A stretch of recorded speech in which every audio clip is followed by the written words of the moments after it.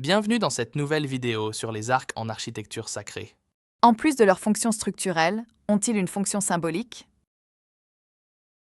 Les arcs, en architecture, permettent de réaliser des ouvertures dans la maçonnerie, sans devoir utiliser de linteaux, en bois, en métal ou en béton.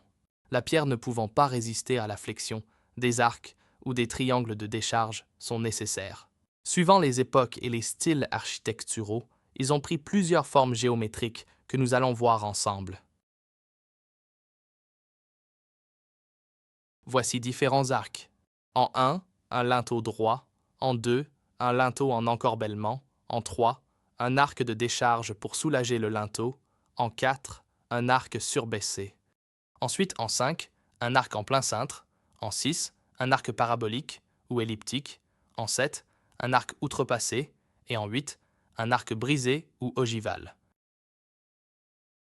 L'arc outrepassé ou en fer à cheval est un arc continu qui, contrairement à l'arc en plein cintre qui forme un demi-cercle, est surélevé de sorte que le centre du cercle se trouve plus haut que la base de la courbe.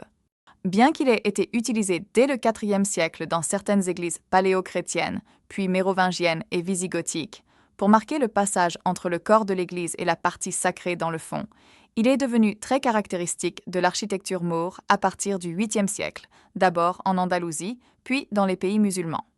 Un triangle équilatéral s'inscrit en général dans cette courbe, ce qui signifie qu'un tiers du cercle est enlevé, au lieu d'un demi pour l'arc en plein cintre.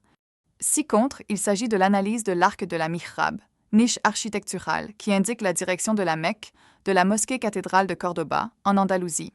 L'arc semble inscrit dans un carré qui définit l'écartement des piliers et la hauteur des colonnes, et posé sur un triangle de même base qui se répète au-dessus, posé sur le carré de départ. Tout semble lier et contenir le carré et le cercle, sans oublier le triangle équilatéral. Cette manière de construire est plus compliquée, plus de poussée latérale qu'avec un arc en plein cintre, il devait être symboliquement ou esthétiquement important. En revanche, il permet de monter plus haut qu'un arc en plein cintre, de même écartement. L'arc ogival est un arc brisé qui constitue la base du style gothique. Il s'appelait d'ailleurs style ogival avant d'hériter de son nom définitif à la Renaissance italienne. Cette invention technique a permis de diminuer drastiquement les épaisseurs des voûtes, des arcs et même des murs. Cette économie de matière considérable a conduit vers plus d'ouverture et vers un nouvel art, les vitraux. L'arc ogival vient plus que probablement du symbole et de la forme vue dans la vidéo précédente, la Vesica Piscis. De plus, l'arc ogival provient du triangle équilatéral et permet de garder le lien avec la Sainte Trinité. Cet élancement nouveau a changé l'aspect de l'architecture, mais surtout de sa décoration. La hauteur d'une voûte en plein cintre 1/2 est devenue racine de 3/2 grâce aux ogives, une augmentation en hauteur de 73,2%. On rencontre parfois d'autres proportions au niveau des arcs, de plus ou moins 1/3 par rapport à la largeur de l'écartement.